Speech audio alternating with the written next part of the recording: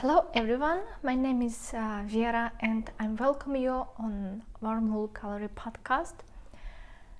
Today is sunny, bright Sunday morning and this is podcast about knitting, crochet, sometimes spinning and other fiber related activities.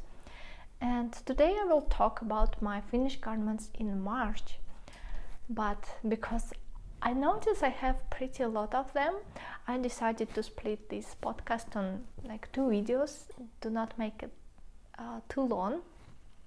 So yeah, in the first part I will talk a little bit my finished garment in the middle of the March, and next one it's almost like end of March, beginning of the April. Yeah. So if you hear some noise, probably most of the cases it's my dog running around. Yeah, so sorry about it. I think she just noticed what I'm talking with someone, but she doesn't understand language what I'm talking, and every time she's curious what's going on. Yeah. So yeah, today we will talk about my finished garment, and first is 2 hat. Yeah, sorry, I don't know why it's always drinking when I start recording video. Gerda! Sorry. Sorry, I don't know why it's always starting drinking when I record the video. So yeah, my first finished garments is 2 hats for family look for me and my husband. Made during the, it's not like a competition, it's like make alone probably, not even this one. So on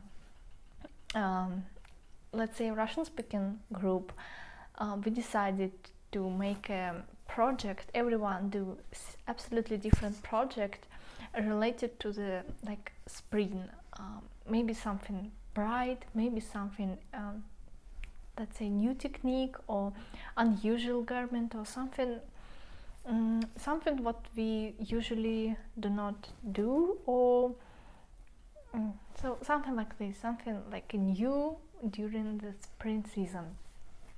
Yeah, and for me I picked up Steven Dest design. It's painted honeycomb head. This one probably is more correct. And I decided to make it for me and for my husband. It's not like a strange project for the spring like head, because our spring is pretty cold up to the May, I would say, and particularly in March definitely were days then it's snowing and cold wind, etc. So we already used this hat and we pretty like how it fit, how it warm. Yeah, so I decided to knit one for me and one for my husband. Unfortunately, it had for myself, this is what was the first hat. I did a mistake. I read pattern wrong way. I don't know if it's happened to someone or not, but yeah, it's happened for me. And I noticed only when I was approximately somewhere here, like close to the crown. I noticed what my like white rose too narrow. If you look on the yellow hat, you notice like big difference. This is like super wide stripes or honeycomb borders, and he's narrow. And I noticed it because when I start to read how to make crown decreases, it was like too many rows with decreasing like in the main color, and I don't have so many rows, I just have only I don't remember 1 or 2, and yeah, it's because everything what I did was wrong. Yike. So, but I decided to not unravel it because it's a lot of color changing, was a lot of tails, so I just modified crown like to fit it, to make it works. yeah, basically I did decreasing in a honeycomb parts instead of main color, and just slightly modified crown as well, like top of it. Pattern call for the pompon made with different colors, like threads inside, but I decided that I don't need it because the main idea of this hat, it will be like a winter version for example skiing or snowboarding or hiking in the mountains, so it's pretty bright, it will be visible for everyone, that is good, like for rescue in case, or like whatever. And like snowboarding suit, usually it's so bright as well. So yeah, and I decided to use it in this way. And for example, for snowboarding we need a helmet on the top of the head, so pompon in any case will not fit it. And when it's like cold wind in the mountains, and it always wind on the top of mountains, like not on the top but on the upper levels, sometimes you also want to put a hood on the top of your head. So yeah, I decided to not make a pompon, and I think it still looks not bad. My head I did with yarn Warmwool Gallery lamb's wool, main color. I just have it in my store, and I will tell you what this one. This is a Noble yarn. It's also like from my store, soft Donegal tweed. This is leftover. I don't have it anywhere. I did probably many years ago a hat, double side beanie, and this was one side, and I just have leftovers. Yellow is the same main color as this hat, and I will talk a little bit later.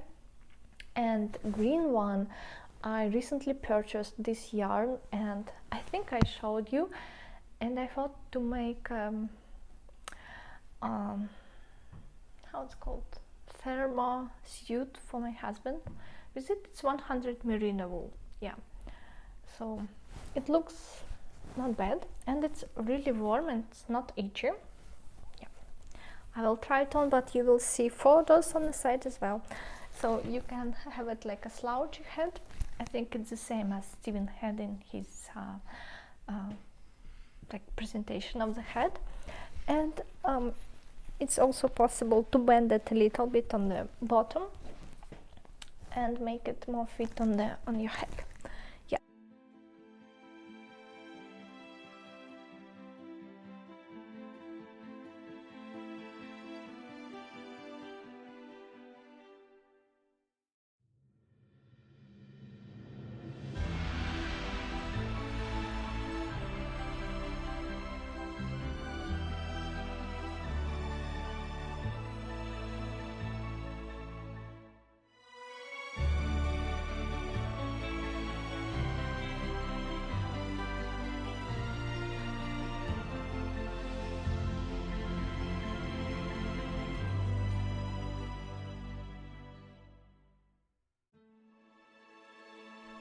So the only thing, yeah, this is my back side. The only thing what I modified, it's every time I shift beginning of the row, because just in the beginning I start making this head in different colors. It was yellow, like mint color, and very light pink, but I didn't like it because it was too like candy colors, I would say. I thought something about more bright, and I unraveled it was about two combs. And I noticed in the pattern, like in the beginning I need on the pattern, but in any case I read it wrong.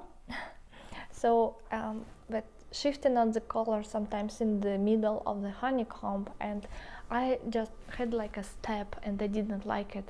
So every time I shift the beginning of the row to the like this part, wider part, and I think it's not visible where beginning of the row now, because before it was pretty clear.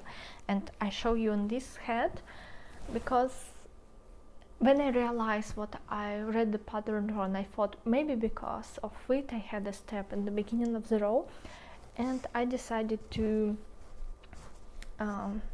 follow the pattern again on the second head, but no, I still have a step. And here you can notice it's like not a bad thing. I want to unravel it and remake it, but if I had this step all along the head, it will be pretty I would say visible. So here I did it as was called in the pattern, but after that I shift beginning of the row again, and yeah, you can say very clear with it. And one shift it's not visible at all, just lost it. And the second head was made with yarn, leftover yarn from my Oslo sweater. If you remember, I showed it a couple episodes before. It hand dyed yarn by Local Llama, 100% merino wool and 800 meters per 100 gram, like lace weight, but I hold 4 threads together. So I just basically make 2 balls, cake of the yarn, and knit from inside and outside, hold them together, and thickness almost the same as in the pattern, and yeah, it fits very well to my husband. He likes it. It's not itchy, it's 100% merino wool. The only thing I don't remember is if it's superwash or not. Probably not, but again, I just don't remember. And maybe I also forget to mention that tweed I hold double thread, and it's super thick. Like this one I hold 1 thread. It's 380 meters, and it's a little bit more thin because pattern called for 200, something like 20 meters per 100 gram. So yeah, after that I hold it 2 threads as well, and Noble I hold 3 threads together. And I usually, like particularly in this case, I hold it like from my one ball. I didn't make 3 balls. I just knit in 3 threads from 1 ball. I think probably you know this technique, how to make like a loop and hold 3 threads.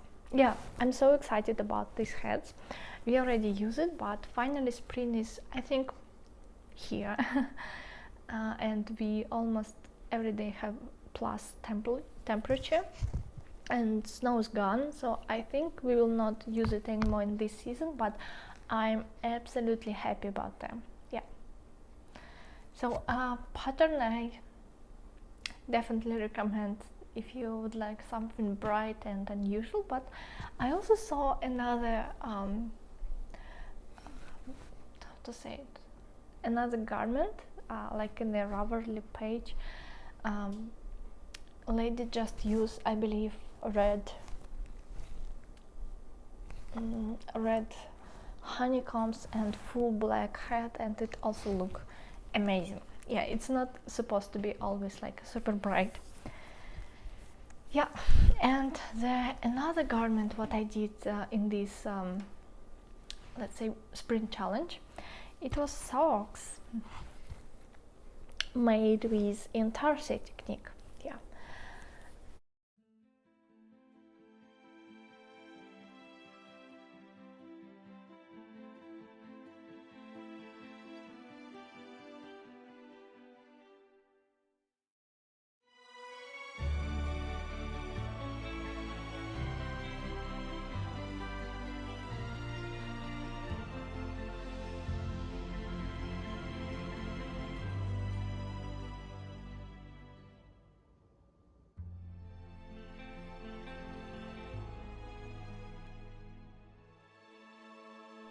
Pattern calls surfer wave, I believe. I put a name in the description to the video, you can check it out. Yeah, this is a socks what I also need during the challenge. It looks so bright as well.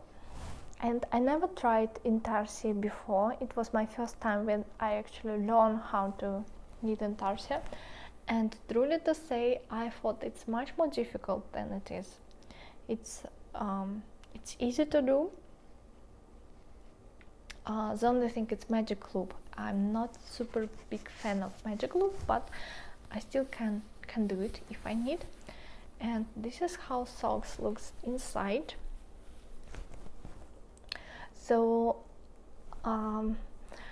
basically in Intarsia, when you wrap your yarn, every row, like let's say main color and stripe yarn, yeah, you just wrap threads around each other in each row, and on another side it's wrap and turn technique, if you know about short rows. Yeah, so it looks also like it's wrapped sock. Yeah, I like it, definitely. I like Intarsia technique. His short rows heel. The only thing, maybe this kind of heel is not my favorite because it's hardly to fit for me, because I have very high arm. I forgot how it's called, sorry. So yeah, this place is pretty high, it's hardly fit me. But I cast on 64 stitches, and when I did about this length, I tried on and realized that 64 stitches for my feet is too wide. Yeah, so 60 stitches is better for me. And I decided what I will need it for the gift, and I did size 8, I believe, US 8 or 38-39 European size. Yeah, and I will gift it to someone who has this size. Maybe if I will do next time, I will go top down as I usually prefer, and I will do maybe after the heel, or just a regular one.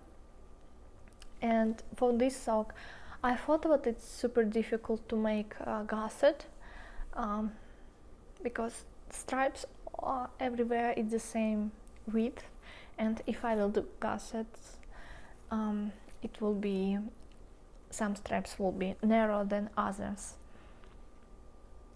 So yeah, I would rather to go top down and with different heel to fit it for me.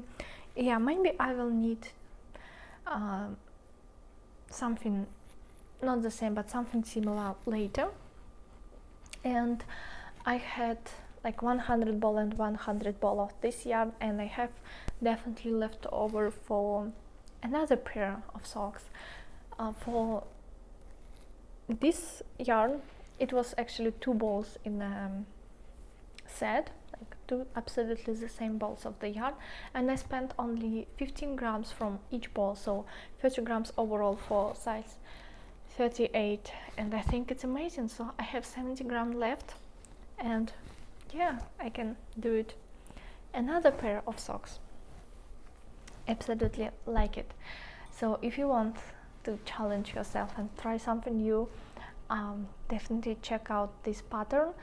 And I also think to learn something on socks, it's kind of like for me it's like best idea, because it's small garment that you can finish very quick, like compare with like pullover, for example. And if something wrong, it's not so many amount of stitches to unravel. Again, compare, like for example, with pullover that can be like 300 stitches and 64 stitches on the socks. It's not so painful. Yeah, this is all what I wanted to show you today, and I will split this video on the second part. There I show my big finished garment, and yeah, see you just shortly. Have a good day and have a good time, and see you soon. Bye.